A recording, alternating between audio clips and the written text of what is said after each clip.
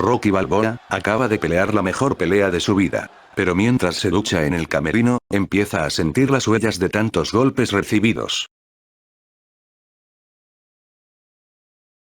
Sentado en una banca fría, le dice a Adrian que recuerda cuando Mickey le decía, que a veces lo veía pelear tan duro, que creía que algo dentro de él se rompería. Y que no puede dejar de mover sus manos. Desde aquí, la película juega con un simbolismo. Pues el nombre de Rocky es un diminutivo de roca, o piedra, la cual es muy difícil de romper. A pesar de eso, lo que siente Rocky ahora, es que esa cualidad, se fragmentó.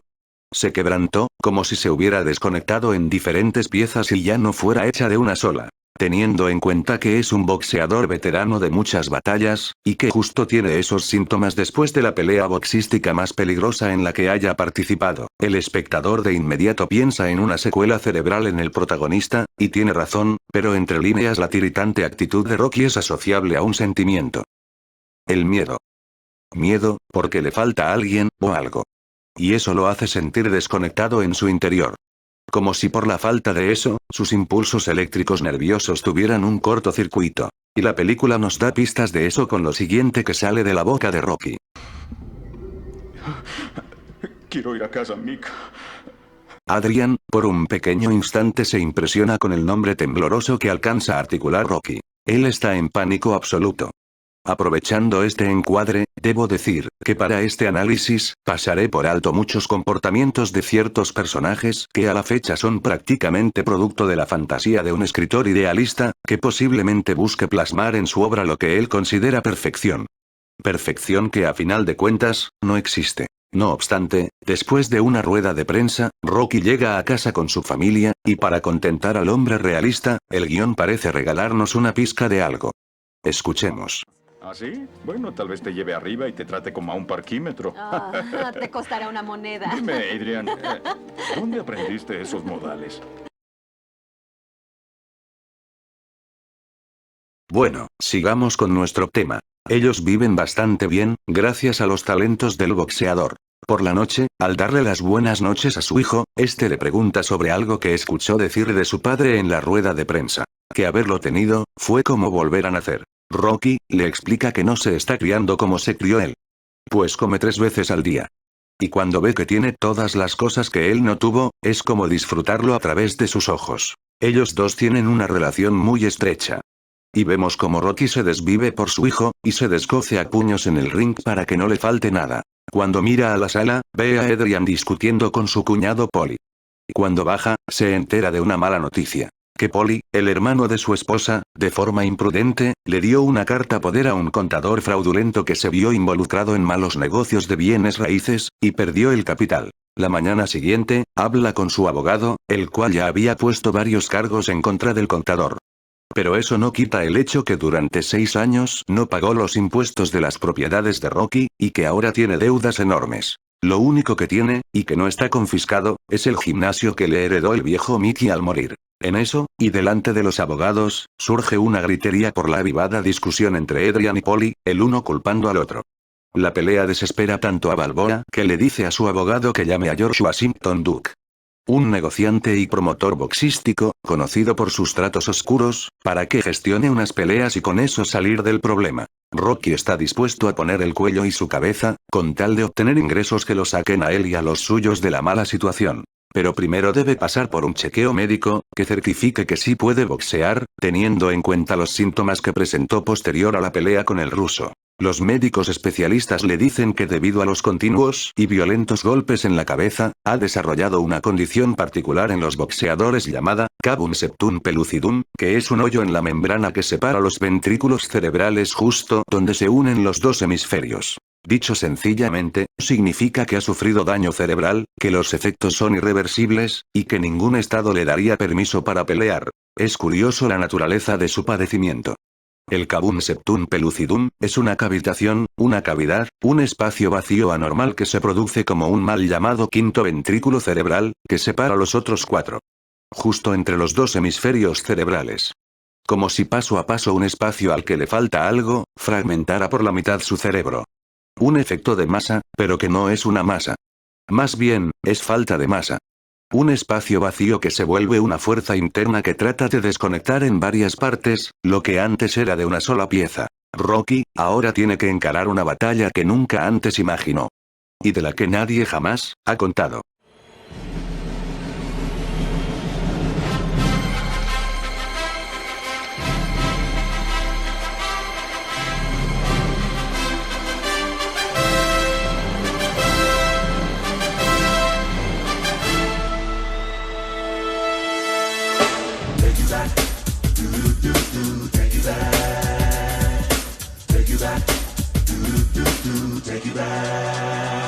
From the streets cometh a man, a fighter, doing the best that I can to survive. Yes, in the survival of the fittest, strive for what is mine. The Lord is my witness. Rocky con su familia se mudan al viejo barrio popular en Filadelfia que veíamos en las primeras películas, a lo que parece ser la casa de Polly, su cuñado. Los vecinos se agolpan alrededor del carro de mudanza en la que llegó la celebridad. Rocky trata de ocultar su malestar, pero no lo logra exitosamente. Esa noche suena el teléfono. Rocky no está. Contesta Adrian. Al otro lado, George Washington Duke. Este le pregunta que si logra escuchar el sonido del desfile pasando, de la oportunidad que les está dando para volver a resurgir. Le dice que le deje manejar la carrera de su esposo para que vuelvan a vivir como seres humanos. Adrian se siente insultada con la última oración, y por necesidades del guión, le cuelga. Es de notar que Duke le dice a Adrian que le permita manejar la carrera de su esposo. Como si fuera más decisión de ella que del propio Rocky. Como si él solo se dedicara a ser fuerte y ella con su hermano administraran lo que produce. Y es que parte del carisma y magnetismo del protagonista, viene de ese aire de inocencia que tiene. Como un niño muy fuerte, pero bastante bonachón. Un aura infantil reforzado incluso por el nombre, el cual es un diminutivo de Roca. En dado caso, Adrian sería una especie de figura materna para Rocky. Claro está, bastante idealizada por necesidades de la historia, y de la industria cinematográfica. O, quizás no tanto. Esperemos a ver. Este es un aspecto que hemos tocado en otros análisis. La mujer que escoge como esposo a un hombre que despierta en ella instintos maternos, por verlo como un niño dependiente de una figura materna de la que se dejará gobernar. En ese caso, si Rocky fuera un tipo autosuficiente, que tomara sus propias decisiones sin necesidad de opinión de nadie, quizás esa relación ni siquiera existiría. Es decir, que la relación de esa pareja depende de cuán fuerte y talentoso, pero al mismo tiempo, dependiente e inmaduro sea el protagonista. Y también es interesante, como hombres sin escrúpulos como Duke, tratan de ser aprovechados, a la hora de explotar a un hombre así. Ahora, imagínense por un momento, que no fuera una película. Que Adrian fuera una mujer de la vida real que quedó en bancarrota, a la que le dicen que permita a su esposo participar en una pelea más, con tal de con ese cheque, pagar algunas de las deudas, y regresar a la vida privilegiada de antes, donde su hijo lo tenía todo. ¿Qué decisión creen que habría tomado una versión real? Después de unas cervezas, Rocky decide visitar el gimnasio de Mickey, el cual está todo sucio y abandonado. Estando ahí, empieza a recordar uno de los tantos momentos con el viejo, antes de las legendarias peleas con Apollo Creed. Escuchemos lo que le dice Mickey. Sí. ¿Sabes? Sé cómo te sientes por esta pelea que se avecina porque fui joven una vez, yo también. Y te diré algo. Bueno, si no estuvieras aquí, tal vez no estaría vivo ahora. El hecho de que estés aquí trabajando tan bien como trabajas, me da, como se dice, un motivo para estar vivo. Porque creo que las personas mueren a veces cuando ya no quieren vivir. La naturaleza es más sabia de lo que se cree. Y la naturaleza es más sabia de lo que se cree. Poco a poco perdemos a los amigos, lo perdemos todo. Perdemos y perdemos hasta que decimos, ¿sabes qué rayos estoy haciendo aquí? No tengo razones para continuar. Pero contigo, muchacho, tengo razones para continuar. Y voy a estar vivo. Y te observaré ser bueno. Y yo nunca te abandonaré. Y yo nunca te abandonaré hasta que eso pase. Porque cuando te deje, no solo sabrás cómo pelear, podrás ocuparte de ti fuera del ring también, ¿de acuerdo? Sí, lo estoy. De acuerdo, ahora te tengo un pequeño obsequio. Ah, Mick, no tenías que hacerlo. No, aguarda un momento. Pero es que... Oye, mira esto, ¿lo ves? Es el objeto favorito que tengo sobre la Tierra. Y Rocky Marciano me lo dio. Es un pequeño guante, ¿eh? Y ahora te lo doy a ti. Y va a ser como un ángel que se encuentra detrás de ti. Si alguna vez te hieren y sientes que vas a caer, este ángel te susurrará en el oído. Te dirá: ¡de pie, hijo de perra! Porque Mickey te ama. ¿Entendiste? Gracias, Mick. De nada. Yo también te quiero. Cielos, ve tras él, acábalo. Sí. Gracias.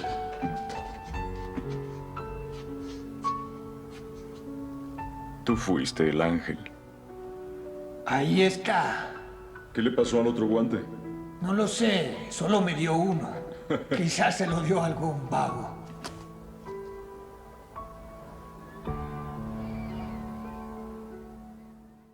Ahora veamos estos dos fragmentos de la conversación. Cuando te deje, no solo sabrás cómo pelear, podrás ocuparte de ti fuera del ring también, ¿de acuerdo? Rocky Marciano me lo dio. Es un pequeño guante, ¿eh? Y ahora te lo doy a ti. La intención que tiene Mickey con sus enseñanzas, es que en lo posible, se valga por sí mismo, que sea autosuficiente. No solo en el ring, sino también en otros aspectos de su vida. Para luego, en la misma conversación, darle un pequeño guante que representará un ángel detrás de él. Este ángel, además del significado místico y espiritual que aparenta en la película, también puede ser alegoría a las bases psicológicas sólidas que deja la figura paterna de Mickey en Rocky. De tal forma, que si en algún momento es destruido, él pueda reconstruirse a partir de esos cimientos. Mickey siempre se caracterizó por un discurso firme y estricto, a veces algo amargado, pero todo desde el amor a Rocky, al cual lo veía como un hijo, y Rocky a él como un padre. Un discurso firme y sabio, que promovía en el protagonista, un sentido de disciplina y responsabilidades del amor. Retóricas masculinas, que desafortunadamente por estos días están pasadas de moda, sobre todo con ciertos grupos poblacionales. Y para ejemplificar mejor, veamos una escena de Rocky 1, donde con una cuerda amarrada a los tobillos, le enseña a su aprendiz dos importantes y sabias lecciones. Let's try this. Now take this string, tie it to both ankles, leave about 2 feet of slack.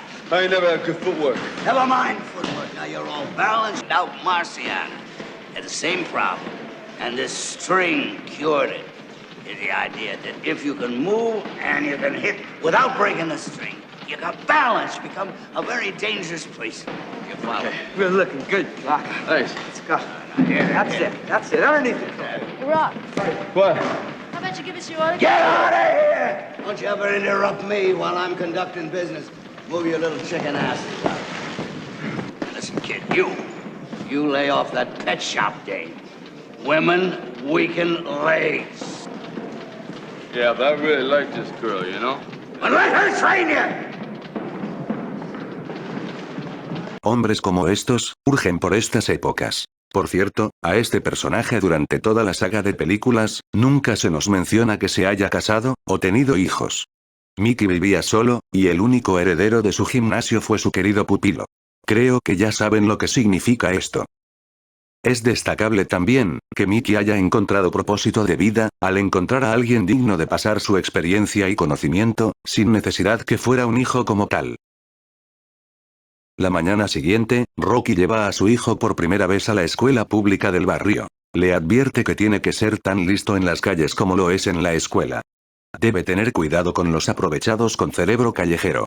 Así que debe estar prevenido. Su pequeño es tan inteligente que redondea, o más bien, conceptualiza las coloquiales expresiones de su padre, diciéndole entonces que lo que quiere decir es que hay que tener cuidado con las decepciones. Su padre concuerda, exclamando orgullosamente que a veces se siente tonto a su lado, pues está seguro que es más listo que él. Mientras él olvida cosas, su hijo aprende nuevas. Dejándolo en la puerta de la escuela, que más bien, es una reja metálica partida, trata de dejarle para la merienda, tratando de hacer un chiste como que saca el dinero de su oreja. El niño no se ríe mucho, también por lo tenso que está en la nueva escuela. Entonces Rocky, mientras está inclinado, aparentemente por lo precaria de la entrada, hace un ademán como quien reconoce que es un chiste malo, y que solo quería darle ese billete para el descanso. Se despide diciéndole que lo ama, mientras su hijo mira para atrás. Entonces Rocky, no solo reconoce que su hijo es más lógico que él, sino que también entiende el por qué no le hacen gracia sus chistes. O sea, que es parecido a él, pero tiene diferencias. Otra cosa que será importante después, es que, como un hombre de pasado callejero, y ahora como padre, le dice a su hijo que debe tener cuidado con los aprovechados con cerebro callejero. Y que tiene que ser tan listo en las calles como en la escuela. En resumidas cuentas, lo que Rocky quiere decir, siguiendo un poco su lenguaje coloquial, es que debe de adquirir algo de calle, algo de experiencia, si es que quiere identificar a los aprovechados. Léase, aprovechados y aprovechadas. De regreso, ya a abrir el gimnasio, va comentándole a Polly que se vino preocupado por su hijo. Que está seguro que algún abusador querrá buscarle pelea solo por ser su hijo. Aquí vemos, como Rocky está empatizando al 100% con su hijo, al punto de prever lo que va a suceder. En eso, es abordado por un boxeador amateur, interesado en entrenar en el gimnasio, pero la conversación es interrumpida por Duke, que ahora trata de convencer al mismo Rocky para que pelee de nuevo. Él puede garantizar que le den permiso de pelear en cualquier país, a pesar de su historial médico. Rocky alcanza a considerar la oferta. Pero justo ahí, por necesidades del guión, pero también, acorde al tipo de relación que tiene Rocky con su esposa, sale Adrian de la tienda de peces, a evitar la mala influencia de los negociantes en la indecisamente de Balboa. Así como una madre sale de donde está, para meter a su hijo a la casa, para evitar la mala influencia de algunos amigotes. Vean lo que le dice Duke a Rocky, cuando ven fracasados los intentos de convencerlo. Eres un saco de basura. Tal vez debamos pedirle a la señora Balboa que pelee con Kane, ¿eh? Creo que ella es la que tiene los balones en la familia. Cuando Adrian se devuelve a la tienda, Rocky la llama desde la otra acera, y con los brazos abiertos le pregunta, que si alguna vez se fueron de ese lugar. A lo que ella responde que no lo sabe. Es decir, a pesar del matrimonio, y a pesar de su hijo, una vez pierden las cosas materiales que alguna vez tuvieron, se sienten como si realmente no hubieran salido de ahí, como si no hubieran crecido, como si siempre hubieran estado en el mismo sitio. El pequeño hijo de Rocky, al salir de la escuela, se le acercan unos niños sonrientes, que después resultan ser unos aprovechados, que lo atacan y le roban la chaqueta. En el gimnasio de Mickey, el chico boxeador amateur, Tommy Gunn, practica por primera vez en el ring, pero resulta ser muy impulsivo, al punto de no detenerse cuando Rocky le dice que lo haga. Balboa lo regaña, y le dice que practicar no es a matar. Aún así, Tommy le pide que sea su representante, su entrenador. Rocky lo ve sorprendido, y entre dientes le dice que sí le ve potencial, pero que él no es representante, nunca lo ha sido, ni jamás lo será. Mickey, el dueño del sitio sí lo era, pero él, siempre fue el representado. Tommy se va y no oculta su frustración. Ahora retomemos un poco esta misma escena. A Rocky le parece un exabrupto, pensar en ser representante de un boxeador. Él siente adentro que algo le hace falta para poder serlo. O simplemente sabe, que aún no tiene la suficiente madurez que tenía su mentor. Sigamos entonces. ¿Recuerdan que pasaría por alto aquellos aspectos de la película que obedecen a una idealización fantástica de los personajes? Bueno, vean esto. ¿Tienes frío? Creo que tiene algo que ver con el clima. Anda, toma mi abrigo. No, gracias. Hay que aprender a entender a Hollywood. Ellos trabajan mezclando una fantasía explícita, con una realidad implícita. Ahora vean, cómo se pone en práctica esto con la misma escena, teniendo en cuenta que el muchacho es hijo de una celebridad. ¿Has estado en Disneylandia? Claro. Me hace sentir como si estuviera en otro lugar. Sé que mi apariencia te engaña, pero no soy como los demás de aquí. ¿Por qué? Es decir, ¿qué te hace diferente? No lo sé. Creo que es porque quiero salir de aquí. ¿Sabes? Para ser italiano, tienes un buen trasero. Es curioso que esta escena se produzca justo en el entorno donde Rocky tanto le advertía a su hijo que tuviera cuidado con los aprovechados.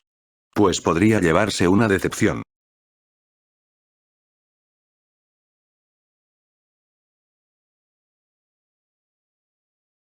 Al anochecer, Rocky y Polly cierran el gimnasio, y se encuentran otra vez con Tommy Gunn, que insistentemente espera afuera en la calle para convencer a su ídolo que lo represente. Rocky le insiste que no sabe nada de representación. Tommy le pide la oportunidad, y le pregunta que qué tiene que perder. Balboa, titubeante e inseguro, le dice que es posible no lo haga bien, y que si no lo logra, no quiere que lo culpen por ello. Le recomienda que mejor vaya y hable con su familia. Quizás allá tenga una mejor oportunidad. Se repite en Rocky, una desconfianza en sí mismo para representar a un boxeador. Y quizás sea una inseguridad bien justificada, pues él sabe bien, que aún no tiene el nivel de experiencia, pero sobre todo, sabiduría que tenía su mentor. Entonces Tommy persiste con su intento, y le dice que lo sigue desde que peleó con Apollo Creed, y que tiene hambre, como alguna vez la tuvo Rocky. Le expresa que desde que se puso los guantes esperaba conocerlo, porque sabía, que si alguien lo podría hacer ganar, era él. Rocky, cediendo un poco con su semblante, le pregunta a Polly, si ve un ganador ahí. Es aquí, cuando se articulan dos palabras claves en la conversación. Escuchemos la primera. Sí, mire, tendrá lo mejor y nadie nunca podrá decir algo diferente. Escuche, Rocky, no me conoce. Repitamos eso. Con esta expresión de Tony, y el cambio de cámara para notar la microexpresión del actor protagónico, nos quieren avisar desde ya, un exceso de confianza por parte del aprendiz. Un exceso de confianza que Rocky detecta, pero no está seguro si deba o no hacer algo con esos delirios del principiante. Ahora escuchemos la segunda palabra clave. Y si no puedo, me partiré el alma intentándolo. No me aprovecho de usted, le pido una oportunidad. Repitamos eso. Fíjense que con cada palabra clave, el plano cambia para mostrarnos la reacción de Rocky. Algo que activa su instinto sobre algo que no está bien, pero que él no alcanza a precisar, con exactitud qué es. En este caso, cuando Tommy le asegura que no se está aprovechando de él, es decir, que él no es un aprovechado. Justo la palabra que Rocky usó con su hijo para advertirle sobre los peligros de la calle, pero que irónicamente, él escucha ahora de la boca de Tony, como una señal de algo. Aún así, sus gestos se vuelven cada vez más complacientes, sobre todo desde que Tommy usó la palabra hambre, por lo que entonces le ofrece comida en su casa. En la cena, Rocky se entera que unos niños golpearon y robaron a su hijo. El niño le pregunta a su padre si puede enseñarle a pelear. A Balboa parece gustarle la idea, pero entonces el muchacho le pregunta a Tony, si su padre le enseñó a pelear. Entonces Tommy le dice que no exactamente, que su padre era violento y bebía mucho.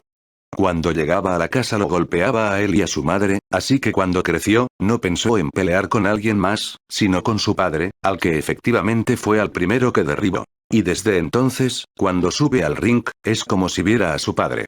Él mismo dice que es algo enfermizo. Entonces Rocky, alivia un poco la perturbadora anécdota con un comentario. Al menos tuviste a tu padre para pelear con él, ¿no crees?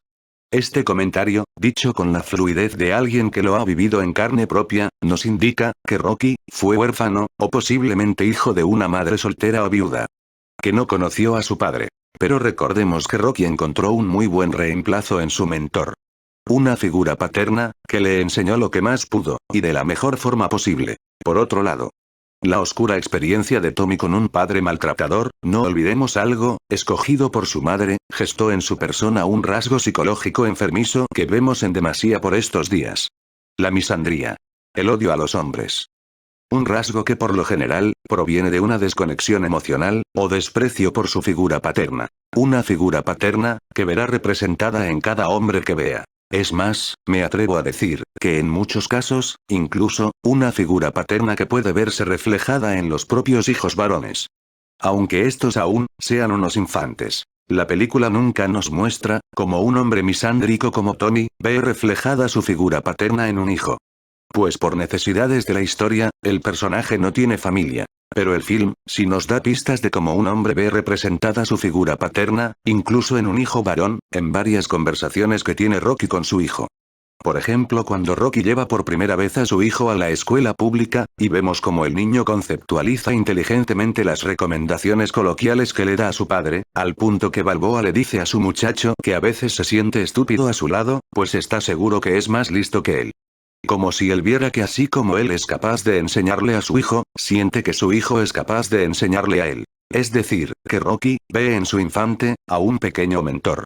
Así como también lo fue Mickey en el pasado. O sea, que él, ve una figura paterna representada, tanto en el viejo Mickey, como también en su hijo. Esto nos hace preguntarnos, si el padre de Tommy era también, un hombre misándrico, como después resultó su hijo. También nos cuestionamos, ¿cómo sería Tommy con un hipotético hijo varón? Y también me pregunto, ¿qué tan capacitada está una mujer, para reconocer a un hombre misándrico, y rechazarlo como futuro padre? ¿O, simplemente, es un rasgo que atrae a las mujeres? Y si estos cuestionamientos están bien infundados, entonces, ¿estaremos hablando de un círculo vicioso? Un círculo vicioso, que perpetúa un rasgo psicológico en hombres y mujeres. Todo, a partir, entre tantas cosas, de la decisión que toma una mujer, a la hora de escoger como padre de sus hijos a un hombre misándrico. Sin embargo, Rocky no ve estas diferencias que nosotros estamos exponiendo. Es más, se siente completamente identificado con Tommy. Desde que este dijo la palabra hambre, es como si al mirar al principiante, se viera reflejado en un espejo. Balboa entonces le pregunta a Tommy, que dónde pasará la noche. Este le dice que ya se las arreglará. Entonces Rocky le propone que se quede en su casa, que hay espacio en el sótano. El niño de una vez salta, diciendo que ahí duerme él. Así que su papá le dice que puede dormir con su tío Polly por unos días. Cuando bajan al sótano para acomodar al invitado, Rocky se da cuenta que su hijo organizó todos los cinturones y trofeos en un lugar que además pintó.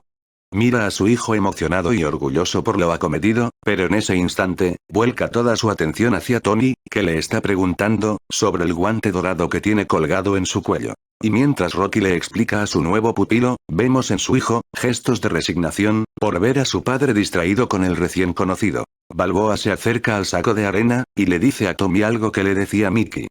Que pelear es como un 90% cerebro y 10% del cuerpo. Pero Rocky lo recita de memoria, como si no hubiera afianzado esos conocimientos como propios, sino más bien, como si aún pertenecieran a su difunto representante. Además, la forma emotiva con la que lo cuenta, nos recuerda a la forma como un niño cuenta a sus amiguitos, lo que alguna vez le dijo un ídolo. Esto nos va reforzando la idea, que Rocky, aún es inmaduro, y no está listo para hacer algunas cosas. No está listo para hacer las cosas como Mickey las hacía. El niño, viendo la actitud festiva de su padre, y queriendo participar en la conversación, le dice a Rocky que conoció en la escuela a una linda chica. Rocky con su forma de ser, le dice que es maravilloso, pero que aguarde un segundo y no cambie de canal. Que ahora lo atiende, después de decirle algunas cosas a Tommy. El niño queda con la palabra en la boca, experimentando por primera vez, no ser el interlocutor más importante en la conversación de su papá. Rocky sigue hablándole a Tony, pero esta vez, le dice algo con mayor convicción que lo anterior. Como si fuera ya un conocimiento más apropiado. Le dice, que el mejor amigo de un boxeador, es el miedo, y no hay nada de qué avergonzarse. El miedo lo mantiene vivo, lo mantiene despierto, lo hace sobrevivir. Pero se debe aprender a controlar, pues el miedo, es como un fuego quemándonos por dentro. Si se controla, calienta.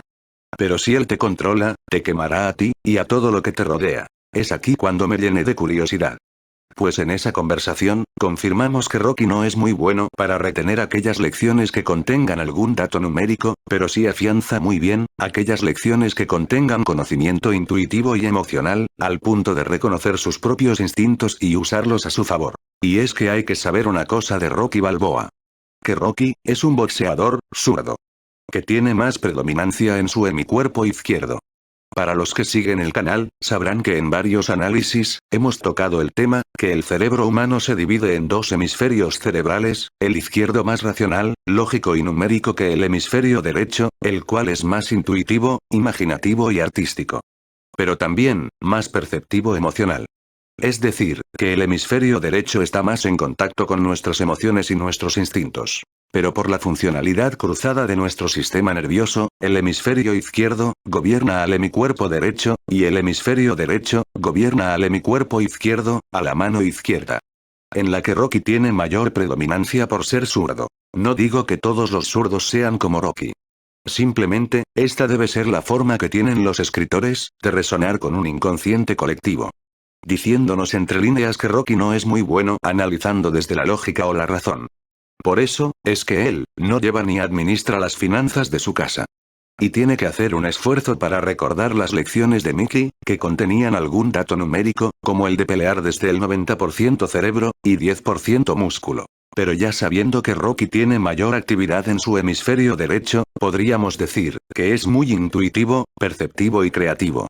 algo que debe tener estrecha relación con sus talentos pugilísticos. Pero el que a través de su hemisferio derecho, logre identificar sus propias emociones, al punto de saber qué debe canalizar para sacar utilidad, puede tener que ver con la influencia que tuvo Mickey en su vida. El cual fue quien le enseñó a hacer autorreconocimiento de esas fuerzas para que fueran de su beneficio, y no, de su perjuicio. Y algo me dice, que las lecciones y entrenamientos de balance, también tuvieron mucho que ver.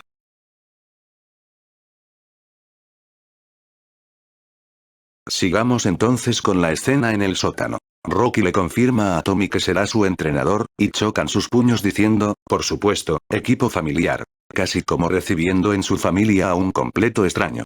Y no un extraño cualquiera si recordamos la historia que contó en la mesa. El niño resignado a no tener la atención de su padre, sube las escaleras, y desaparece de la escena. La mañana siguiente, llegando a la escuela, nuevamente los pequeños bullies lo acosan y lo arrinconan para quitarle el dinero de la merienda. Vean la palabra que sale de la boca de uno de los aprovechados. ¡Dame el dinero! ¡Vamos! Oigan, debo comer. ¡Tiene hambre! Va a comer. Bueno, come esto. Aquí está. En ese mismo punto de la línea de tiempo, Rocky se dispone a trotar con su pupilo, pero primero llega a la ventana del cura italiano del barrio, a pedirle bendición, en resumidas cuentas, para no equivocarse siendo entrenador de Tommy. Una vez más, resalta una inseguridad de Balboa, por no sentirse suficientemente capacitado para enseñarle a su aprendiz. En la primera pelea amateur, bajo la tutoría de Balboa, Tommy, por un instante se aturde del miedo. Rocky, que sí tiene esa lección bien aprendida, le recuerda que debe reconocer el fuego del miedo, y controlarlo para explotar sobre su oponente. Ya de pie el boxeador, Balboa vuelve y se acerca a Tommy diciéndole que él, será como un ángel a sus espaldas. Es de notar que cuando Rocky le dice esto a Tommy, por el plano contrapicado, vemos la imagen de Cristo a espaldas del protagonista. Esto podría significar varias cosas. La primera, es que así como Rocky ofrece ser ángel de alguien, también él, tiene a alguien cuidando sus espaldas. El segundo significado, aunque menos probable, pero igualmente válido, es la connotación meramente religiosa, que le da a Rocky a la idea de tener un ángel a sus espaldas. Cuando tener un ángel, es decir, a Mickey a sus espaldas, puede tener también un significado psicológico y neurológico. Y el tercer significado, que es con el que más me quedo, es que el ángel que cuida a las espaldas de Rocky, es más fuerte y sabio, que el que cuida a Tommy. A pesar de lo inexpertos que son los dos en sus respectivos oficios, Rocky como entrenador y Tommy como boxeador, la asociación de ellos logra avances exitosos durante diferentes encuentros. Todo, a la vista de un hijo que ve a su padre, absorbido por sus nuevos anhelos. Y que decide entrenar por su cuenta con ayuda de terceros, a ver si resuelve por sí solo, los problemas que lo agobian en la escuela. Otro de esos días, los bullies vuelven a acosar al niño, pero esta vez, se encuentran con un combatiente que neutraliza a los aprovechados, y que logra que devuelvan su chaqueta. El muchacho se va corriendo emocionado al gimnasio para contarle a su padre. Vean lo que sucede. Golpea a un niño y todos en la escuela enloquecieron, todo el mundo. Oye, Rocky, me estoy enfriando. Hijo, debo volver con Tommy porque tenemos que trabajar, se está enfriando. Díselo a mamá, a ella le gustan las cosas así, es maravilloso, claro. Vamos, Tommy. ¡Qué bien! Vamos, déjame ver. ¡Miren cómo lucha Tommy! ¡Miren! Robert, el adolescente hijo de Rocky, no oculta la decepción de ver a su padre desde otra perspectiva. Un punto de vista más realista, que lo hace sospechar que después de todo, él no es lo único importante en la vida de su padre. Pues lo ve absorbido, por los anhelos de una aparente segunda oportunidad ofrecida con la aparición del amateur. Según la trama, Tommy Gunn, es un principiante con potencial, buscando un golpe de suerte, una oportunidad. Y ve en Rocky su entrenador ideal. Pero recordemos la forma como convenció a Balboa. Le dijo que tenía hambre, igual a la que él tuvo alguna vez. Esto nos indica, que Rocky se ve a sí mismo en Tommy Gunn. Y si ahora tiene toda la atención volcada en su pupilo, poniendo en un segundo plano a su propio hijo, es igual a decir, que tiene toda la atención volcada solo en sí mismo. Una decepción, que su hijo comienza a resentir de su padre de forma paulatina. Ahora, hablando de Rocky como tal. Vean cómo ignora por completo, lo que pasa en la mente de su hijo. Un hijo que con su mirada, parece buscar explicaciones, en el lugar donde menos las encontrará. Es de notar también, que el tío Polly sí se está percatando de la situación. Él sí nota cambios en la atención que recibe Roberts. Pero es que no es él quien debe notarlos. Con esto, se nos hace más sólida la idea, que Rocky aún es inmaduro. Como un niño. Y que por eso, a pesar de tener un hijo de sus entrañas, es capaz de ensimismarse en sus necesidades. Pero tengamos en cuenta que en parte esas necesidades, son debido al sentimiento de minusvalía como proveedor, desde que se le dio el diagnóstico. Como alguien que se aferra a la idea, que aún es un hombre productivo. Otro punto a destacar, es que el actor en ese entonces, podría estar entre los 43 a 44 años de edad. Y el conflicto emocional que se avecina en la película, resulta ser bastante verosímil. Esto nos da una idea, que la madurez, no necesariamente está ligada con la mayoría de edad, ni con si se está casado o se tiene hijos. Entonces sigamos, que falta por procesar. Después, la película hace otra secuencia de peleas invictas de Tommy Gunn, pero esta vez, incluyen varias imágenes importantes, que presagian la cascada que se avecina. Muestran al nuevo boxeador, tentado y asediado por fanáticas hipergámicas, que fantasean con el campeón. Rocky, se muestra incómodo, pero no hace nada. ¿Recuerdan lo que hacía Mickey en situaciones como esta? Get out of here! Don't you ever interrupt me while I'm conducting business. Move your little chicken ass. Listen, kid, you lay off that pet shop dame. Women weaken legs. Yeah, but I really like this girl, you know? Well, let her train you! La secuencia también incluye acercamientos dadivosos del mismo promotor, al que no le importaba la salud de Balboa. Todo ante la mirada inconforme de Rocky, pues él sabe las intenciones de tipos como Duke. Por cierto, estos acercamientos siempre van de la mano de bellas, materialistas y extremadamente hipergámicas féminas, además de regalos materiales. Todo para acudir a los puntos más débiles de un hombre como Tommy. Las mujeres, y la materia inmediata. Es Navidad en la casa de los Balboa, y Rocky cuenta con que llegue Tommy a celebrar con ellos. Pues debería estar con su familia. Adrian le dice que quizás Tommy no piense que ellos sean su familia. Pero Rocky está tan alienado, dándole atención a Tommy, que le muestra a Adrian el regalo de Navidad que le tiene preparado a su aprendiz. Nada más ni nada menos, que el guante dorado que le regaló Mickey, algo de muchísimo valor sentimental empacado como regalo a un completo extraño. Un decepcionante espectáculo, que por destino, Robert está obligado a ser testigo. Adrian baja al sótano casi sin palabras, y el pequeño Robert tensa su mandíbula con rabia. Pero Tommy está lejos de ahí, en una fiesta bastante suntuosa, dejándose seducir por las facilistas y turbias propuestas de Duke. Propuestas que siempre están con presencia de la sospechosa pelirroja. Duke le dice que se enteró con la comisión de boxeo, que no hay contrato formal firmado entre él y Balboa. Tommy le dice, que solamente lo conoce. Es todo. Detallen esto. Aunque la pelirroja está fuera del cuadro, en el momento en que él va a dar una respuesta, con la que se desvincule, y traicione la confianza de su leal ídolo, vean cómo la mirada de Tommy, se desvía hacia dónde está ella, tanto con la pregunta que le hace Duke, como después de la respuesta que él le da. Como si necesitara inconscientemente una aprobación de la mujer. Como si su validación viniera desde, y hacia la mujer. Como una partícula de trayectoria circular, sometido tanto a fuerza centrífuga, o sea del centro hacia afuera, como a una fuerza centrípeta, o sea, de afuera hacia el centro. Interesante, ¿cierto? El zorro manipulador de Duke, que aprovecha la deslealtad de su manipulado, le dice, que teme que se quede solo viendo el desfile pasar por la calle. En otras palabras, que no deje pasar la oportunidad, pues él tiene los contratos con los mejores peleadores. De inmediato le da un cheque de $20,000 como anticipo. Y así no más, se empezó a disolver la relación que Tommy tenía con su ídolo. Esto es muestra, que el vínculo que había entre entrenador y boxeador, era más a expensas de la necesidad que tenía Rocky de verse reflejado en Tommy. Una versión de sí mismo, más joven, sano y con mucho que lograr. Quizás en una búsqueda por sentirse autovalidado como hombre, o como proveedor de su familia. Entonces, Tommy en el subtexto principal, representa un reflejo de Rocky.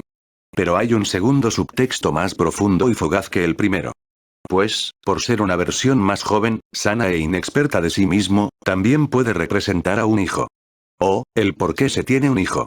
El cual es una búsqueda por sentirse validado como hombre y como proveedor. Entonces pasa algo aquí. Que cuando el niño ve a Rocky volcando toda su atención a Tommy, no es solo como si Rocky volcara toda su atención en sí mismo, sino también, que alcanza a percibir desde un nivel subconsciente, las necesidades ensimismadas, por las cuales Rocky lo tuvo a él. Y la película nos da pistas de ese segundo subtexto, cuando pone a Tommy a decir la palabra hambre. Con la que convence al instante a Rocky. Como un niño que necesita de alguien que le dé comida y atención. Sé que no vengo del mismo barrio que usted, pero tengo hambre como usted tenía. Para luego, en otra escena mostrarnos a uno de los aprovechados, burlándose de Robert, usando justamente la misma palabra. Oigan, debo comer. ¡Tiene hambre! Así que podemos decir, que entre más fija la atención que tenga un hombre en los motivos y necesidades puramente personales por los que quiere un hijo, más se desconecta de su hijo. Y es por eso, que nos muestran cómo Tommy se desvincula fácilmente de su entrenador, pues la relación se basaba más en la necesidad que tiene Rocky de tenerlo a él, y no la necesidad que tenía el pupilo de su entrenador. Así como un hijo o una hija, que se desvincula de su figura paterna al percibir que él o ella están ahí, solo por la necesidad que tenía su padre de traerlos al mundo para sentirse validado. Más que la necesidad que tienen ellos de tenerlo como padre. Y como un simple ejemplo de miles que hay, podemos traer el caso de esas familias numerosas, donde los hijos e hijas están que se descocen por cumplir la mayoría de edad, y largarse de la casa con la primera o el primero que les ofrezca una pizca de atención. O sea, están tan desvinculados de su figura paterna, y perciben a su padre tan ensimismado y solipsista, que instintivamente sienten que les va mejor viendo por sus propias necesidades, que estar sosteniendo las necesidades de su padre. Es algo complejo, pero la película lo explica más. Sigamos entonces. Llegada la medianoche de Navidad en el hogar de los Balboa, Rocky y Adrian hacen un burdo dramatizado, para que baje de la escalera, un tío Polly algo bebido y disfrazado de Santa Claus. No siendo conscientes, que el público objetivo, ya no tiene la edad, ni el contexto para disfrutar tan improvisado show. Por cierto, los aprovechados de la escuela, ahora son los amigos de Robert. El hijo de Rocky sufre cambios frente a los ojos del espectador. El tío Polly intenta sentar a Robert en sus piernas interpretando su personaje. Pero Robert, toma distancia, y dice que le están arrugando la ropa. Ahora el muchacho, no solo tiene un toque rebelde, sino también, le da mucha importancia a su apariencia física personal, no queriendo ni siquiera que se le arrugue la ropa. Rocky le pregunta que por qué no juega un poco. Robert le dice que eso es estúpido. Entonces, su padre se pone de pie, y le pregunta por qué dice eso. Que es bueno pasar tiempo con la familia. Robert le dice a sus amigos que es mejor largarse de ahí. Rocky, en medio de la sorpresa exclama que ya sabe lo que quiere su hijo. Este se devuelve furibundo, y le dice que no sabe lo que quiere, que él no lo conoce. El protagonista ya desencajado, casi desesperado por no entender, trata de entrarlo en razón, haciéndolo recordar lo bien que la pasaron el año anterior. Robert le grita, que no es el año pasado, y que tampoco él, su padre, es el mismo. Balboa queda estupefacto, con la puerta cerrada en la cara, él no tiene idea de dónde viene todo esto, y la reacción del muchacho. Aunque el espectador, lo sabe de sobra, tanto como lo sabe el viejo Polly, que lanza un comentario. Vean cómo termina, el segundo intento de convencer a su hijo. Es como otra persona. Tú eres como otra persona. Dijiste que sería el número 1 para ti, lo dijiste. Y le mentiste a mamá. Yo nunca les mentí. Tommy necesitaba mi ayuda. También yo. ¿Y recuerdas cuando me dijiste que me cuidara de las decepciones? Sí. Tú eres quien debió haberse cuidado. Ahora Robert, es un adolescente rebelde, pero además, resentido con su padre. Ahora analicemos bien esto. Durante mi vida, he observado, como tanto hombres como mujeres, experimentan un proceso de cambio en la percepción que tienen de su figura paterna con el paso de la niñez a la pubertad, y luego a la edad adulta. Y pasa con todos los padres, así sean acomedidos, diligentes y preocupados por sus hijos. Tomemos el ejemplo que nos presenta la película, el cual es un caso de un excelente padre, como lo es Rocky con su hijo. Al comienzo del film, Robert, viéndose más infantil que en la última escena, ve a su padre como un héroe infalible y superpoderoso. Casi perfecto. Pero en la medida que pasa el tiempo, y la vida ofrece algunos contratiempos, el hijo, que cada vez es menos niño, ve otras facetas que no conocía de su papá. Facetas más humanas, imperfectas y realistas, comparadas a la visión idealista o inocente que antes tenía de él. Un proceso natural, pero que entre menos paulatino, y más repentino o traumático sea, más decepcionante y desvinculante puede ser. En este caso, después de quedar en bancarrota, Robert ve que su padre está dispuesto a quitarle atención, con tal de hacer lo que él ve como brindarle atención a un desconocido. Y teniendo en cuenta que Tommy representa una versión más joven e inmadura, donde el mismo Rocky se ve reflejado, entonces para Robert, es como ver a su padre centrado solo en sí mismo, aferrándose a un yo más joven, inmaduro e inexperto, cuando lo que él necesita de su padre, es alguien más consciente, maduro y experimentado. Para ponerlo en términos de dimensiones físicas, es como cuando eres un niño y ves a tu padre de abajo hacia arriba. Lo ves como un gigante inmortal, pero en la medida que pasa el tiempo, y vas ganando estatura, lo vas viendo cada vez más a la par tuya. Al punto que lo ves como un igual, o incluso más defectuoso que tú. Y hago el ejemplo con la altura, pues parece ser un recurso usado en la película. En las escenas donde Robert le habla a su padre, siempre está a nivel del piso, o más abajo del nivel del piso donde está Rocky. Pero aquí, el adolescente está subiendo unas escaleras, justamente cuando prácticamente está regañando al papá. En varios análisis me han oído hablar de lo fácil que es en nuestra sociedad, que un hijo se desvincule de su figura paterna. Bueno. Es este justamente el proceso donde todo hombre y toda mujer, corre el riesgo de esa desconexión. Por ende, corre el riesgo de adquirir rasgos psicológicos misándricos. Pues miren ustedes lo buen padre que ha sido Rocky. Pero como, un leve descuido humano ha tenido casi el mismo efecto desvinculante que tenían los golpes que le daba el papá de Tommy a su hijo. Ahora, por fortuna, Rocky, a pesar de todo el dinero que tuvo, solo se le dio por tener un hijo. Quizás, eso le brinde más esperanzas de recuperar el respeto de este. Pues imagínense que no fuera Robert solo, sino que por ejemplo, fueran Robert con 2 hermanas mujeres mayores, viviendo las penurias de estar en bancarrota, expuestas a los excitantes y aprovechados chicos malotes del barrio. En ese caso, nuestro protagonista, estaría en un alto riesgo, de estar criando verdaderos cuervos. Así como los pequeños aprovechados, que ahora son entre comillas, amigos de Robert, y que por cierto, están pasando Navidad en una casa ajena, posiblemente porque no se los soportan en sus propias casas. Animémonos entonces a hacer una pregunta. ¿Entre mayor cantidad de hijos, más posibilidad de hijos misándricos? Pues si la película de forma realista, nos muestra que aún siendo uno solo, es de lo más fácil que se desvincule de su padre, ahora imagínense 3 o 4. Y si lo pensamos bien, tendría todo el sentido biológico, pues entre mayor número, mayor competencia por los recursos, así que la naturaleza buscaría que estos individuos no empaticen con el hombre, de tal forma que lo vean como enemigo o fuente de recursos, al momento de luchar por sobrevivir. Y también tendría mucha lógica, que la misandría, fuera un rasgo que atraiga, o para ser más precisos, les sea útil a las mujeres. Pues son hombres dispuestos a ir en contra de cualquier otro hombre, en caso del malote entre comillas alfa, o en caso del beta proveedor, que está dispuesto a ir en contra de sí mismo. O quién sabe, a lo mejor puede ir en contra de todos y de sí mismo al mismo tiempo, no importando si es un alfa o un beta el que lo parezca. No sé ustedes, pero en mis tierras abundan las historias de familias numerosas, cuyos hermanos en la adultez, son capaces de matarse entre sí, por algún lío de herencias. Ahora imagínense algo. Toda esa cantidad de hombres misándricos que hay por ahí, embarazando a una cantidad igual de mujeres misándricas. ¿Qué creen que saldrá de ahí? Un futuro bastante turbio, ¿no les parece? Después de todo, tener la oportunidad de ir bajando al papá del pedestal, de forma paulatina, es un proceso, aunque doloroso, completamente natural y necesario. Y aquí es donde nos ponemos pesados. Pues adivinen con quién no suele pasar ese proceso psicológico igual. Así es, con la madre. La figura materna. Personalmente he visto con alguna frecuencia, algo remotamente cercano a bajar a la mamá del pedestal.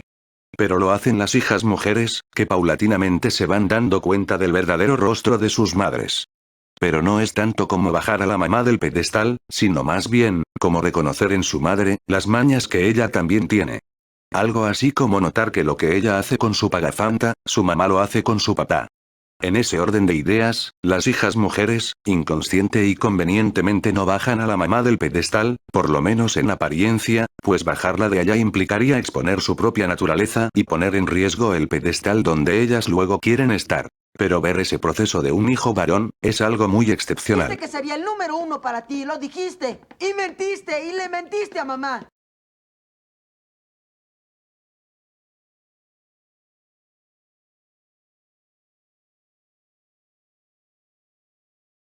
De ahí, esa imagen de sagradas, abnegadas, justas e inmaculadas en la que insiste la sociedad. Quizás biológicamente estemos destinados a que nos sea más difícil bajar a nuestras madres a un punto de vista más realista. Pero de seguro que una sociedad no consciente de su ginocentrismo, debe tener mucho que ver con que hacerlo sea más difícil aún. Y la película hace un magistral trabajo con esta escena. Y le mentiste a mamá. Hay que reconocer que Robert también tiene una percepción solipsista. Pero se trata de un niño. Es obvio que su perspectiva sea así delimitada.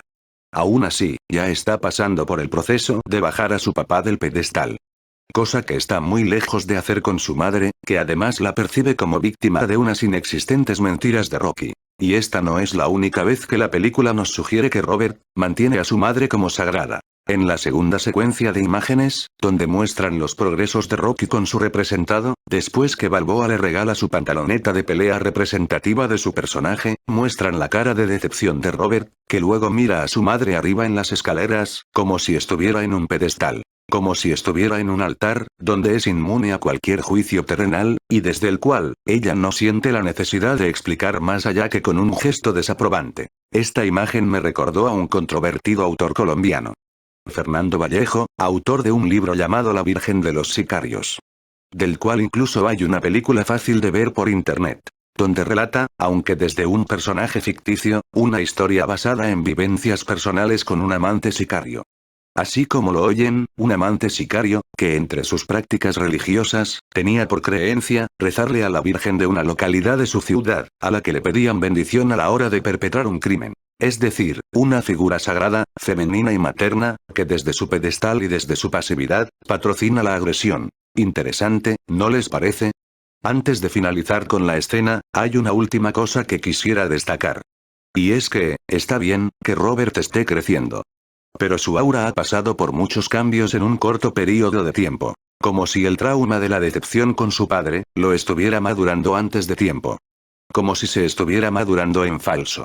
Dicho más coloquialmente, se está madurando verde, o se está madurando biche, como decimos los colombianos. Sigamos entonces. El pequeño rebelde con los cuervos, salen de la casa a buscar diversión nocturna.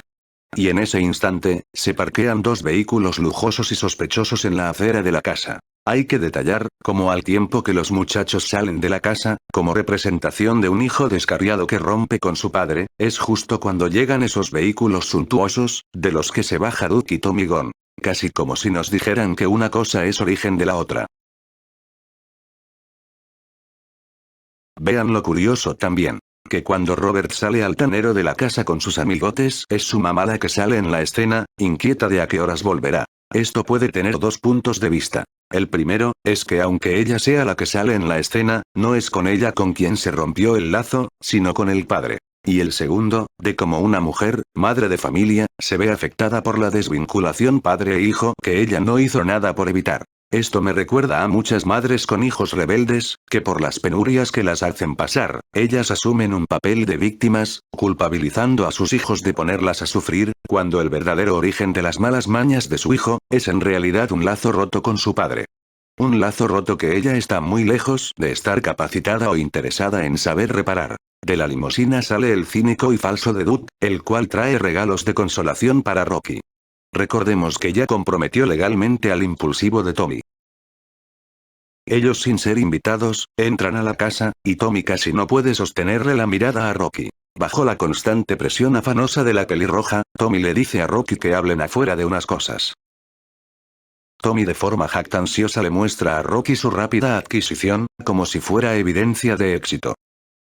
Tommy.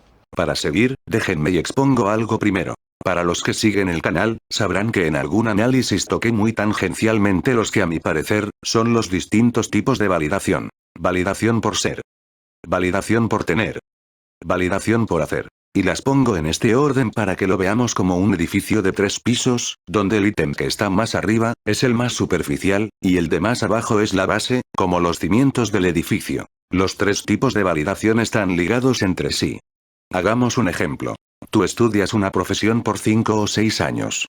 Para luego conseguir o tener un título, que te haga ser un profesional. Si vieron la secuencia, haces, tienes y luego eres. Pero el detalle es este, aunque los 3 tipos de validación estén asociados en secuencia, los 2 de arriba están tan ligados entre sí, que incluso son intercambiables.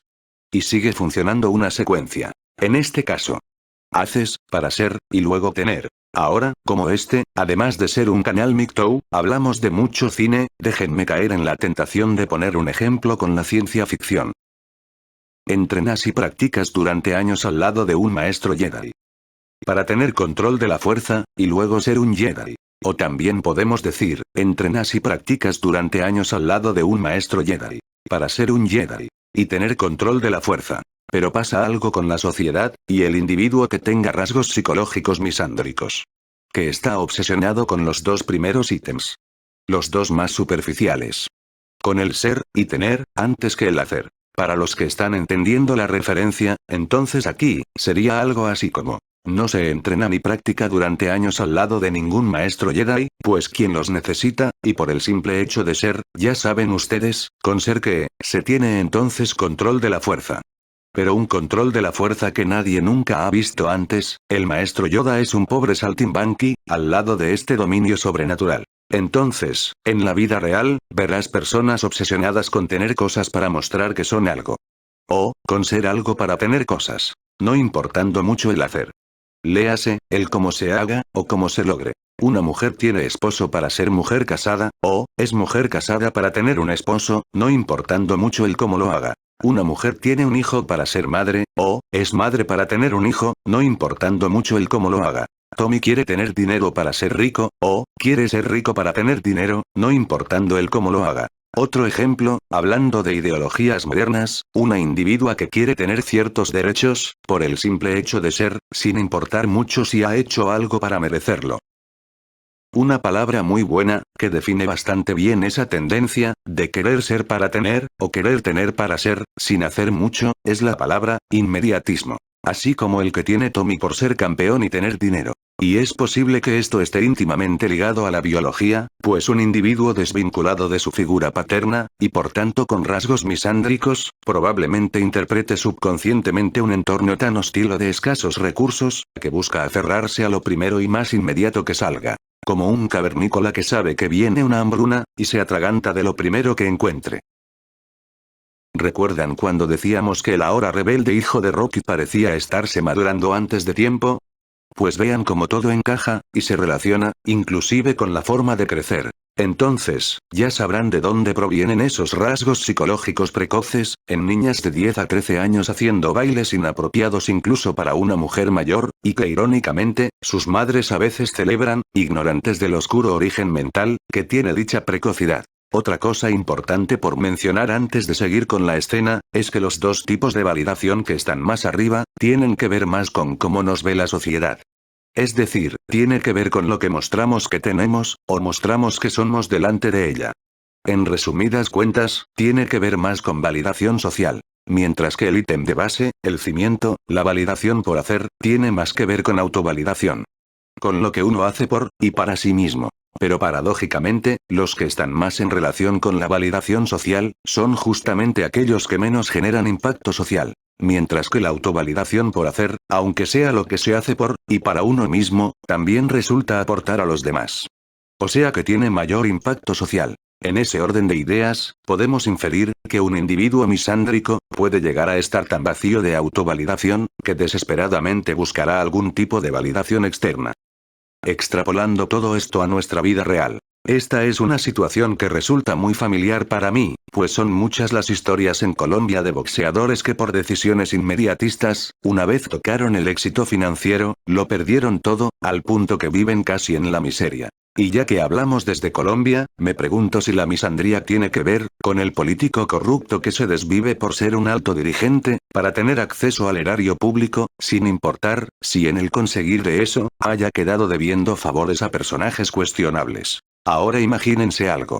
Imagínense toda esa cantidad de hombres misándricos por ahí, embarazando una cantidad igual de mujeres misándricas.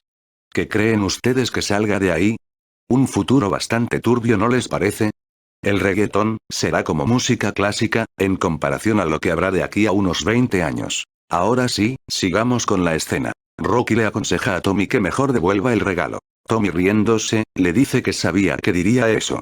¿Y no le parece? Pues a Doug le gusta cómo pelea. Rocky le insiste que vea lo que está haciendo, que no permita que el negociante ponga obstáculos entre ellos. Mientras Rocky dice esto, la pelirroja lo mira con desprecio, como aquella mujer ginocentrista que no soporta a alguien con la voz de la consciencia. El inmediatista de Tony dice que Dude solo habla de tener el título. Balboa le dice que no lo necesitan aún, que en un futuro lo puede tener, y comprar más convertibles si quiere. El confiado principiante le dice que como van las cosas, no tendrá el título por mucho tiempo, y no ha visto dinero hasta ahora. Rocky, exaltándose un poco, le dice que no habla de dinero, que el dinero luego vendrá. De lo que está hablando, es de su reputación, su integridad. Que por favor no se venda. En ese momento, la pelirroja interviene en defensa del sospechoso negociante boxístico. Ya con el carro en movimiento, y Rocky cada vez más desencajado, le implora a Tommy que no firme los papeles, pues lo harán de su propiedad, que este negocio es muy sucio, y está lleno de ladrones y mafiosos que ofrecen falsas promesas a boxeadores jóvenes, para luego dejarlos en la calle sin nada. Y ya gritando, Balboa le exclama que lo que trata de hacer, es lo que Mickey hizo por él. Alejarlo de la parte sucia del negocio. Pero yo no soy tú y tú no eres Mick. ¿Cuándo vas a entender eso? Es aquí, donde entendemos perfectamente lo que representa este personaje. Recordemos que Rocky se ve a sí mismo reflejado en Tommy. Es, como una versión de Rocky Balboa, pero con un detalle clave. Es una versión de Rocky, sin Mickey. Por tanto, misándrico, inmediatista, desleal y sin respeto por el hacer, sin respeto por el mérito. ¿Cuándo vas a entender que esto es un negocio y en los negocios necesitas... ¿Cerebro? ¿A eso te refieres? Tú lo dijiste, ¿Que no Goku. tengo cerebro? ¿Eso es lo que quieres decir? Hombres como Tony, así como la mujer que lo acompaña, confunden los cimientos y el mérito, con ser estúpido, con ser bobo. Tommy acelera el convertible, Rocky trata de correr gritando su nombre, pero al ver el vehículo perderse en la noche, siente un dolor de cabeza, como si el ruso de la última pelea lo volviera a golpear. Como si volviera a sentir el vacío en su cabeza que amenaza con partirlo a la mitad. Entonces Rocky siente, como si parte de él, parte de su cabeza, se fuera con el convertible de Tommy perdiéndose en la oscuridad, que visto desde nuestro punto de vista, puede no solo significar su padecimiento físico, sino también, tener que violentamente zafar de sí mismo, ese yo aferrado a un pasado que ya no es la realidad de su presente. Además, es zafar una versión de él, que trataba de llenar el vacío que dejaba Mickey. Luego, por necesidad del guión, la esposa de Rocky, que también está afuera, refuerza el simbolismo que estamos analizando, diciéndole que no puede vivir al revés, que no puede devolver el reloj, que ahora viven ahí. Rocky le responde enérgico, diciéndole que sabe dónde viven, que no es un estúpido, y que ahora no quiere más eso. Vemos entonces, como Rocky entra en crisis, al perder dos tipos de validación, los de validación social, pues justamente, eran resultado del arduo trabajo, o sea, del hacer. Pero por alguna razón está aún de pie, no perdido en el alcohol o buscando mujeres, sino luchando por conseguir la forma de salir adelante. Luego, Adrian, insisto, por necesidades del guión, acierta con una verdad para conseguir algo más adelante. Le dice a Rocky que Tommy no es como él, que no tiene su corazón, pues a todos los que golpea, los golpea con el corazón, no con los músculos. Por eso Mickey y él eran tan especiales. Esto de golpear desde el corazón, será importante para un último dato en el análisis. Ahora sí, veamos un fragmento, que sí es más fiel a la realidad. Pero Mickey ya no está. Si hay algo que quieres dar, pues dáselo a tu hijo. Por todos los cielos, tu hijo se está descarriando. Te necesita. Pero nos estás destruyendo. Estás destruyendo a tu familia. Vean cómo la película usa a Adrian como parte de la catarsis de Rocky. Pero no pasemos por alto, el hecho que ella prefiere convencer a su marido para que canalice atención a lo que realmente ella le importa. A su hijo. En vez de ella misma como madre que es, hacer entrar en razón a su hijo, para que entienda a su papá. Pues en la película, nunca se nos muestra a Adrian hablando con su hijo tan persuasiva y elocuente, como si lo está haciendo con Rocky en esta escena. Y no olvidemos este detalle. Una vez más, Rocky es responsable de todo. No solo por supuestamente decepcionar y mentirle a todos como dice su hijo, sino también, de destruir a su familia según su esposa. Pero bueno, démosle el beneficio de la duda, por ser mujer ochentera, y no ser tema principal del análisis. Pero lo que sí es evidente, es que Adrian, por naturaleza, espera que su esposo esté en función de ella y su hijo, pero está muy lejos de verse interesada porque su hijo esté en función de su padre.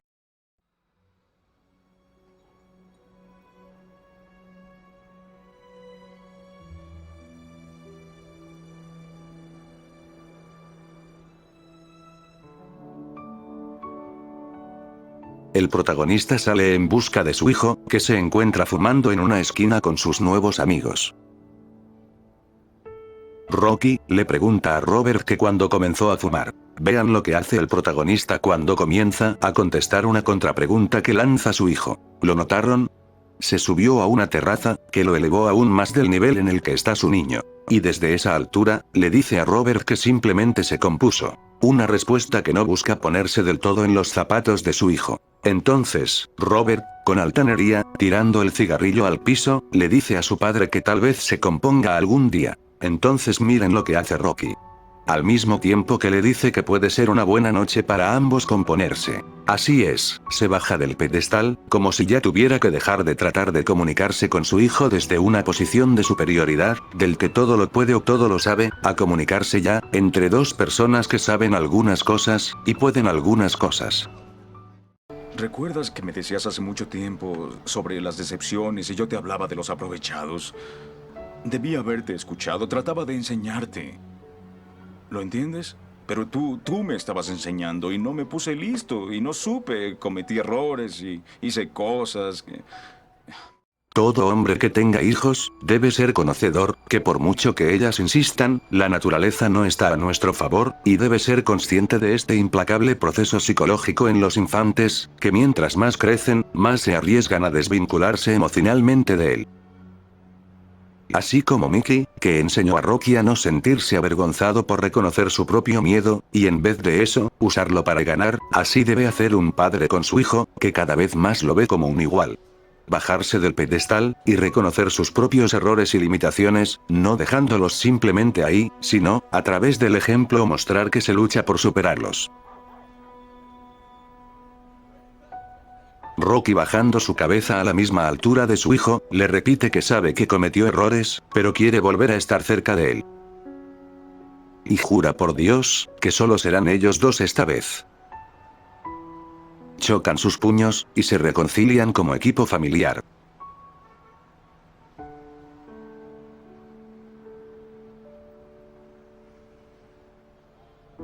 Ya decididos a ir a casa, Rocky le cuenta uno de sus chistes malos, y su hijo le dice que está mejorando.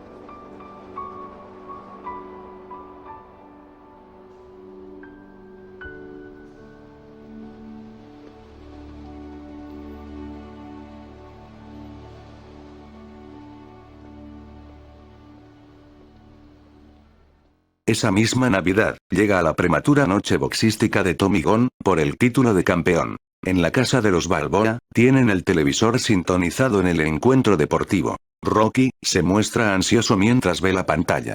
Comienza la pelea, y se mete tanto en los zapatos de Tommy, que usa el saco de arena que tiene a su lado, como si fuera él quien estuviera en el ring. Tommy derriba a su oponente con cierta facilidad, y Rocky lo festeja como si fuera él el victorioso. Pero el público en el coliseo abuchea al ganador, gritando el nombre de Rocky.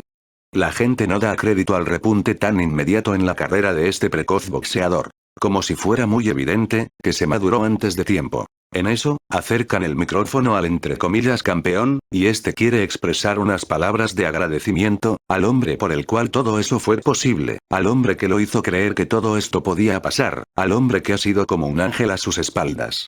Al señor Joshua Simpson Duke.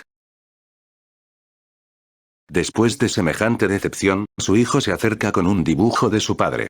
Mientras Rocky admira el trabajo de su retoño, vean estos dos planos bastante dicientes. Rocco, vamos a beber unos cuantos tragos, ¿sí? Quiero compañía. Sí, es buena idea. Repitamos eso. Adrian, con un ademán, sin siquiera decirle una palabra, le sugiere a su hermano, que invite a su esposo a un trago para que se olvide de lo que pasó. Entendemos que para la película, Adrian es un personaje bueno. Pero ella es la que maneja los hilos invisibles del poder en la casa. Y siempre desde una posición de poco compromiso, pues ni siquiera compromete la palabra, de tal forma que si algo malo llega a pasar, no sea ella la directamente involucrada. Tal como lo haría el capo de una mafia italiana, que con un solo gesto da órdenes a sus subordinados. ¿Y los invisibles que maneja desde la insinuación? ¿Desde la omisión? ¿O desde la victimización? Pero nos estás destruyendo. ¡Estás destruyendo a tu familia! En la rueda de prensa, Tommy deja ver más su necesidad prematura de obtener un título para sentirse validado, pero los periodistas, con sus preguntas, demuestran que no lo respetan, pues Kane, su oponente, era un campeón de papel. Tenía un título fabricado, que nunca consiguió de Balboa. Después de toda esa validación que tan apresuradamente buscaba Tony, no era tal, era una ilusión. Ni el público, ni los periodistas lo respetan. Esto me recuerda a esos dirigentes públicos, que con tal de tener mucho dinero para ser millonarios, meten ilegalmente sus manos a las arcas del Estado, para luego tener que huir, o terminar en la cárcel, con un desprestigio que no solo los cobija a ellos, sino a toda su familia. Tras bastidores, Tommy Gunn tiene una rabieta, porque no lo respetan. Duke, zorro como siempre, y pensando en más dinero, le dice que entonces rete a Balboa, y con eso se ganará el respeto. Se ganará la validación que tan desesperadamente necesita. Esto que vemos aquí, puede ser alegoría de cómo muchos negocios existentes, necesitan, manipulan y hacen uso del hombre misándrico para producir capital. Negocios de altísimo flujo de dinero, que para tal fin, usan anzuelos bastante grandes. También me recuerda a esas militancias ideológicas bastante lucrativas, que hace uso del hombre que odia su propia masculinidad. Rocky está en el bar de Andy, y hasta allá llega Tommy Gunn para retarlo al ring. Entra al bar y acusa a Balboa de solo estar interesado en el dinero. Rocky le dice que está equivocado, se suponía que ellos dos fueran como hermanos. Tommy no quiere creerle, y Doug refuerza su parecer hablándole de cerca. Balboa le dice que Doug lo está usando como cebo, para que los dos entren al ring, y con eso ganar dinero. No le importa ninguno de los dos. Paulie entra en la discusión, y le dice varias verdades en la cara a Tommy Gunn.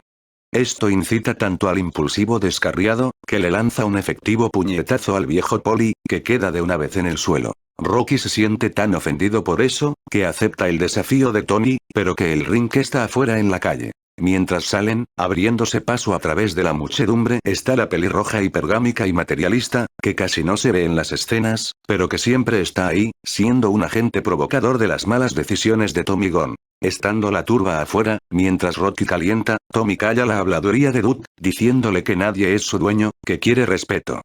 Camina hacia Balboa con la guardia baja, y este lo recibe con varias combinaciones que lo derriban fácilmente. Vean lo que Rocky le dice al iracundo. Te quería, amigo. ¿Lo sabes? Tú y yo se suponía que fuéramos unidos, Tommy. Lo estropeaste. Tú... Bien, eso es campeón. Balboa camina queriendo irse de ahí, esto lo aprovecha Tommy Gunn, que sin honor, lo ataca por la espalda. La gente se enardece, y trata de pegarle a Tony, pero estos no son rivales para el descontrolado hombre, que luego de forma oportunista, se abalanza sobre el álgido veterano que está dando la espalda por el dolor. Logra acertar tantos golpes, que da tiempo que a la escena llegue el hijo de Rocky. Pero son tantos los traumas que ha tenido Rocky Balboa, apuntados a su cabeza, que está a punto de renunciar. El miedo y la misandría que amenazan a aquello que más le importa. Los gritos de terror cuando su mejor amigo murió, y que ahora parece que los gritan por él. Incluso el pánico de su esposa, hacen parte del caos en su interior. Solo hay una cosa que mantiene sus cimientos. Solo hay una cosa que lo reintegra a una sola pieza. No es una máquina. No escuché la campana. De pie, hijo de perra. Porque Mickey te ama.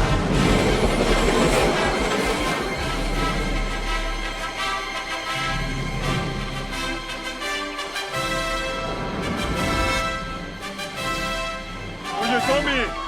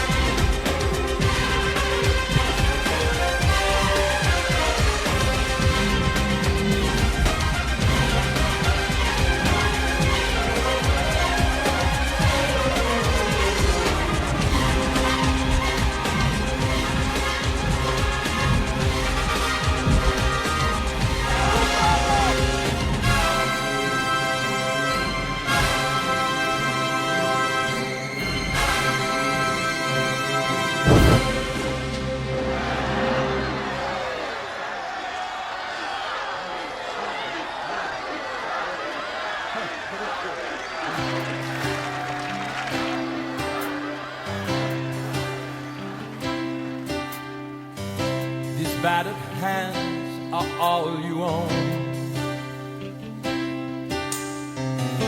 This broken heart that's turned to stone.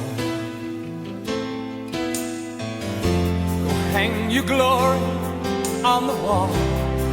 There comes a time when castles fall, and all that's left is shifting in the sand. You're out of time, you're out of place. Look at your face, that's the measure of a man.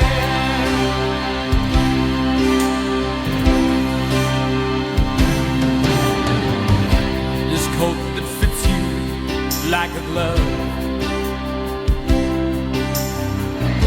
these dirty streets you learn to love. So welcome back, my long-lost friend. You've been to hell and back again, and God alone knows how you crossed that span.